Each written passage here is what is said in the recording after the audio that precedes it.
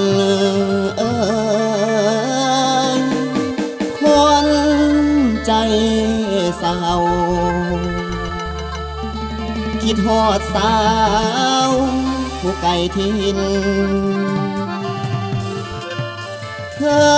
ยทำมาหากินตามให้หน้าดอกป่าเท่านางเคยเว้าว่าหักสาย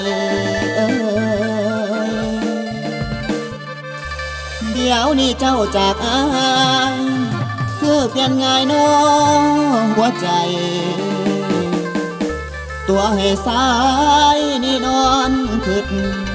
น้ำตาไหลอะไรเจ้า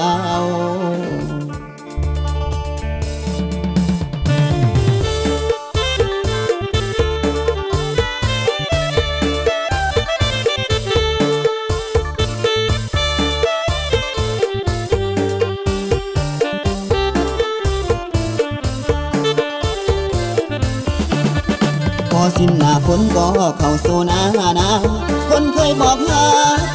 เขานี่ไกลแล้วนะมีตั้งแต่เฮาที่นอนเศร้าโดดเดี่ยวเอกาเกิดปวดหัวใจแท้นะจนน้ำตาหนุ่มนาไหลเสริมน้องนางเลยลืมคำที่เคยเอื้อนก่อนนี้เฮาเคยสัญญากันว่าจังได้ว่าจะหากันจนกว่าฟ้าดินสลายแต่แล้วน้องมาทำลายหัวใจของอ้ายให้ซ้ำคืนคง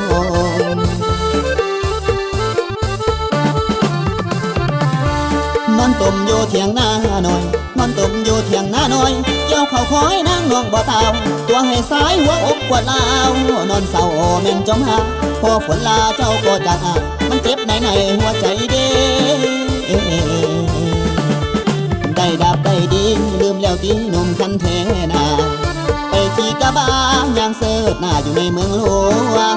พวกหนุ่มเศรษฐีลืมแล้วตีคนเคยเห็นห่วงไม่นั้นเป็นห่วงยันพุ่มพวงที่ตกลงมาสัญญาบ่เจอเลยเจ้าสัญญาบ่เจอเลยเจ้าเมื่อนี้เขาเป็นทางผ่านคำสาบานเอาไว้ก่อนกี่สิมีอายแต่ผู้เดียวใจนางเดียวลายฟองลายแก้วลืมทุกแนวที่นางเคยว่าสุดที่ง่อยเหงาเกินเศร้าหัวใจยิ่งนักเบาหน้าอกหักน้องจากไปแล้วบ่มาสุดที่ขึ้นผมซ้ำต้มหัวใจแท้นาพอปานฟ้าอำลาเมื่อสิ้นหน้าฝน